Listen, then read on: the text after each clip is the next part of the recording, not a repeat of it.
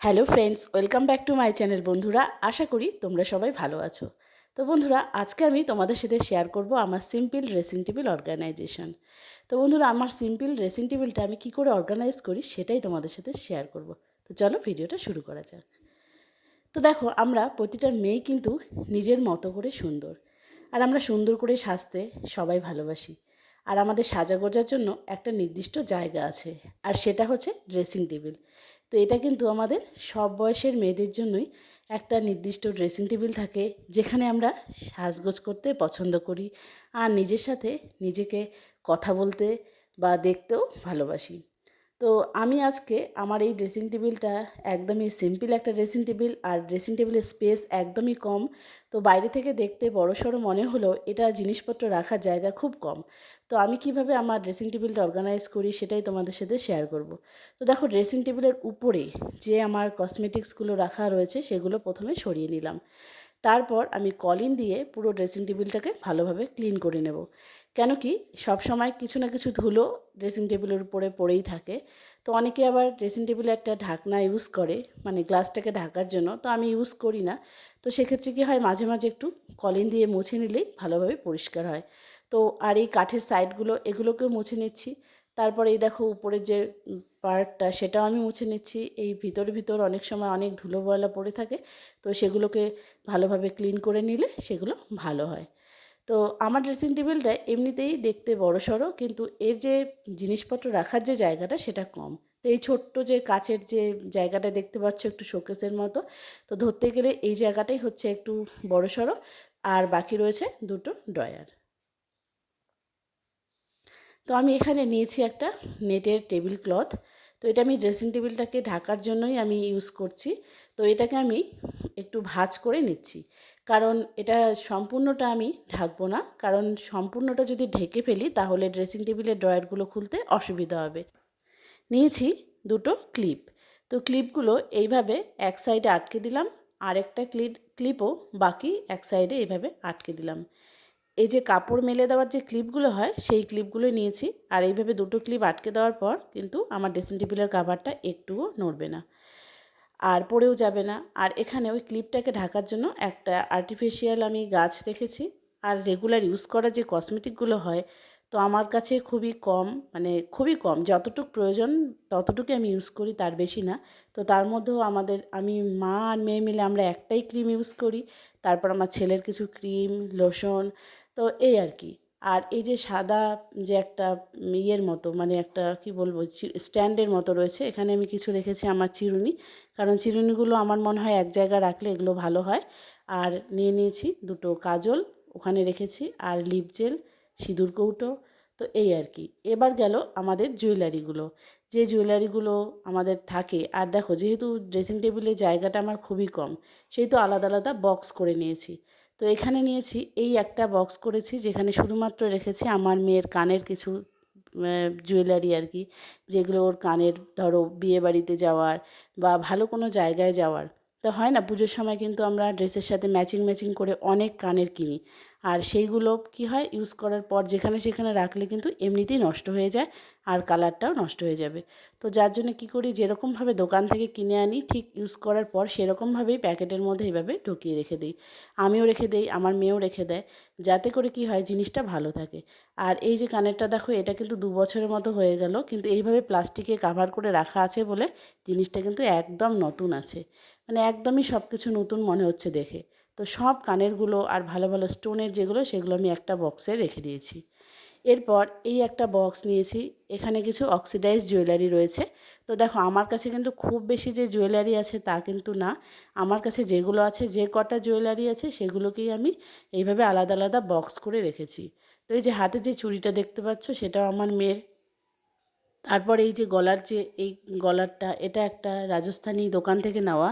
তো এগুলো রাসমেলার সময় এই দোকানগুলো আসে। আর আমার মেয়ে যেহেতু নাচ করতো, আর ও এখনও নাচ করে, তো সেই ক্ষেত্রে ওই নাচের জন্যই যা জিনিসপত্র আমার কিনতে হয়, তো সেইগুলোই। আমি আলাদা করে আমার নিজের জন্য কখনো জুয়েলারি এইসব কিনি না, মানে খুব প্রয়োজন ছাড়া আমি কিনি না আর কি। তো এরপর হচ্ছে আমার মেয়ে শিখতো ভারতনাট্যম, ও ছোটো থেকেই ভারতনাট্যম শিখেছে। তো ওর যে ভারতনাট্যমের জুয়েলারিগুলো রয়েছে সেগুলো একটা আলাদা বক্সে এইভাবে রেখে দিয়েছি। এখানে একদম টিকলি থেকে শুরু করে কোমর বিছা থেকে শুরু করে সব কিছু একটা আলাদা বক্সে রয়েছে। আর জিনিসগুলো এক জায়গাতে থাকে বলে কিন্তু কেউ যদি চায়, কারো যদি প্রয়োজন হয়, তাহলে কিন্তু আমি সহজেই বের করে দিতে পারি। আর ধরো এই একটা মালা, তারপর এই যে গাজরাগুলো, সেগুলো ওর নাচের ক্ষেত্রে লাগে। তো স্কুলেও বিভিন্ন রকম নাচ, রবীন্দ্র নৃত্যর ক্ষেত্রে এই গাজরাগুলো কিন্তু দরকার হয়। তো সেগুলো আমি ওই নাচের যে জিনিসগুলো রাখি সেখানেই রেখে দিয়েছি। তারপর এটা একটা বক্স, এখানে রেখেছি গোল্ড, মানে গোল্ড কালারের, মানে গোল্ডেন কালারের কিছু জুয়েলারি, যেগুলো হচ্ছে সিটি গোল্ড কিংবা মাইক্রো গোল্ড, এইসব আর কি। এগুলোও নাচের জন্য কেনা।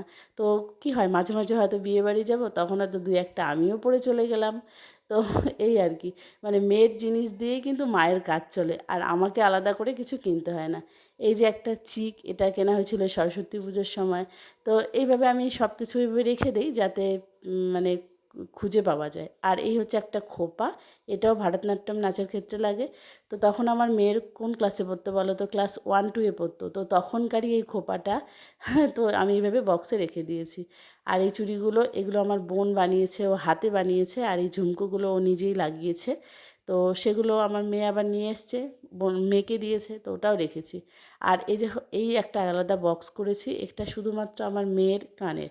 তো ও যখন বাইরে কোথাও যায়, ধরো টুকটাক একটু ঘুরতে গেল, এখন তো সেভাবে ঘুরতে যায় না, কিন্তু স্কুলে বা টিউশনিতে, স্কুলে তো কান অ্যালাউ নেই, টিউশনিতে বা একটু আমার সাথে কোথাও গেল, তখন ওর এই কানেরগুলো পরে। আর এই কানেরটা হচ্ছে সম্পূর্ণ আমার বক্স, এটা হচ্ছে সব মাটির কানের, উপরেরগুলো মাটির, আর নিচে হচ্ছে এটা কড়ির কানের, এটাও রাসমেলা থেকে নেওয়া। তো এই কড়ির কানেরটা কি হয় যে কখনো হোয়াইট কালারের চুড়িদার বা কুর্তির সাথে ভালো লাগে। তারপর এরকম ছোট ছোট অনেকগুলো বক্স রয়েছে, যেগুলো আমরা যখন জিনিস কিনি তখন তো এর মধ্যেই থাকে। কিছু মালা, মানে একটা মালা, এখানে একটা কানের, তারপর হচ্ছে আরও একটা কানের। আর এই ঝুমকোটা অনেক দিনের, প্রায় 4-5 বছর হয়ে গেল। আর এখন তো শ্রাবণ মাস, শ্রাবণ মাস মানে সবুজ চুড়ি। তো এই একটা সবুজ চুড়ি আমার কাছে রয়েছে। তো এবার এই যে শোকেসের মতো যে জায়গাটা রয়েছে, সেখানে এই বক্সগুলো সব আমি ঢুকিয়ে রাখছি। তো যেহেতু আলাদা আলাদা বক্সে সব কিছু রাখা রয়েছে, সেহেতু কিন্তু খুঁজতে আমাদের কোনো অসুবিধাই হবে না। তো বন্ধুরা, আমার আজকের এই ভিডিওটা আমি তোমাদের জন্যই করা, যাদের আমার মতো সিম্পল ড্রেসিং টেবিল, ভাবছো যে জিনিসপত্র রাখা সেরকম জায়গা হয় না, অগোছালো হয়ে আছে, তো নতুন ড্রেসিং টেবিল কিনবে। তো আমি বলবো যে যেটা আছে সেটাকেই যদি আমরা একটু গুছিয়ে নিয়ে অর্গানাইজ করে আমরা ব্যবহার করি, তাহলে কিন্তু আমাদের আর নতুন করে কিনতেও হবে না। তো এর মধ্যে ওই যে অরেঞ্জ কালারের যে বক্সটা, সেখানে আমার কিছু সুই সুতোও রয়েছে। আর এই মানে শোকেসের মধ্যে যে কাভারটা দেখতে পাচ্ছ, এটা কিন্তু আমার ছেলে মেয়েদের স্কুলের মলাট পেপার, মানে বইয়ে মলাট লাগানোর পরে যে এক্সট্রা যে থাকে, সেটাই আর কি এইভাবে পেতে দিয়েছি। তো এই আর কি এইভাবে দিয়েছি। আর এটাও একটা হ্যান্ডমেড জুয়েলারি, এটাও অক্সিডাইসের।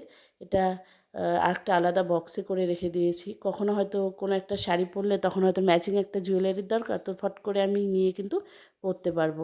তো মোটামুটি সব কিছুই আমি রেখে দিই, যখন যেটা প্রয়োজন হয় সেই বুঝে। একটা রয়েছে আলতা, আর একটা স্যানিটাইজার। তো এই ছোটো ছোটো যে জিনিসগুলো হয় সেগুলোও দরকার। আর রয়েছে দেখো দুটো ফেস পাউডার। মেকআপ বলতে সেরকম আমার কিছু নেই, যদি কখনো বিয়েবাড়ি যাই তখন হয়তো সেরকম জায়গায় গেলে তখন হয়তো একটু যারা মেকআপ আর্টিস্টকে ডেকেই হয়তো একটু সেজে নিই। তো আর তাছাড়া এই ফেস পাউডার বা মেকআপ মুখে তো একদমই সহ্য হয় না। আর এটা হচ্ছে অ্যান্টি হেয়ার ফল ক্রিম, তো চুল ওঠার, মানে যাদের খুব চুল ওঠে তাদের জন্য খুব ভালো। তো দেখো আমার এইভাবে ছোট্ট শোকেসের মতো যে জায়গাটা, সেটা পুরোপুরি অর্গানাইজ হয়ে গেল, তো গোছানো। এবার হচ্ছে আমি চলে আসলাম আমার যে দুটো ড্রয়ার রয়েছে। তো ড্রয়ারের মধ্যে এটা হচ্ছে বাঁ দিকের ড্রয়ার।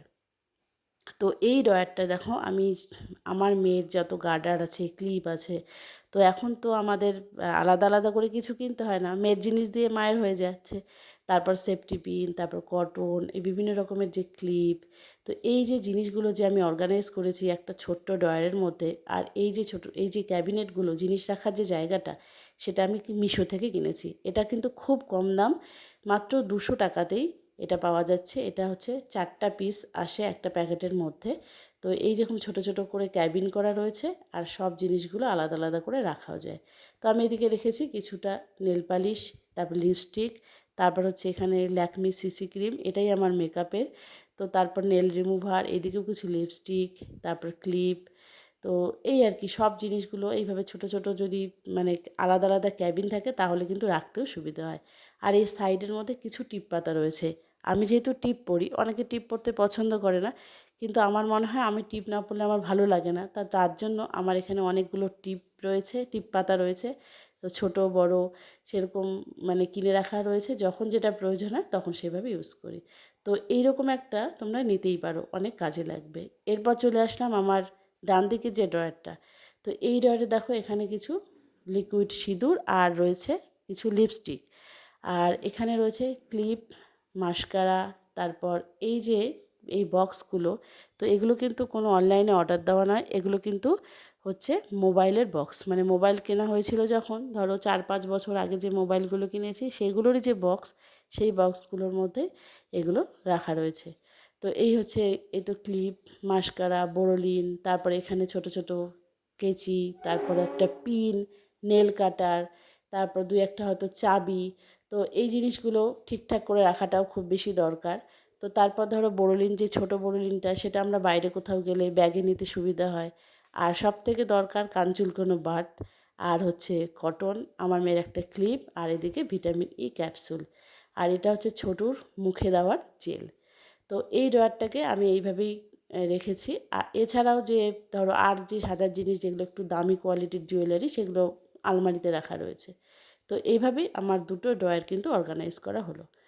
তো পুরো আমার ড্রেসিং টেবিলটা একদমই সিম্পল, আর সিম্পল ড্রেসিংটা আমি টেবিলটা আমি কীভাবে অর্গানাইজ করলাম সেটাই তোমাদের সাথে শেয়ার করলাম। আশা করি আমার আজকের ভিডিওটা তোমাদের ভালো লাগবে। যে সকল বন্ধুরা আমার ভিডিওটা দেখছো এবং দেখতে দেখতে লাস্ট মুহূর্তে চলে এসেছো, তোমাদেরকে অসংখ্য অসংখ্য ধন্যবাদ। ভিডিওটা ভালো লাগলে একটা লাইক করে দিও, চ্যানেলটাকে সাবস্ক্রাইব করে দিও, আর বেশি ভালো লাগলে বন্ধুদের মধ্যে শেয়ার করতে ভুলো না। তো আজকের মতো ভিডিওটা এখানেই শেষ করছি, দেখা হবে নতুন কোনো ভিডিওতে। বাই বাই, সবাই ভালো থেকো।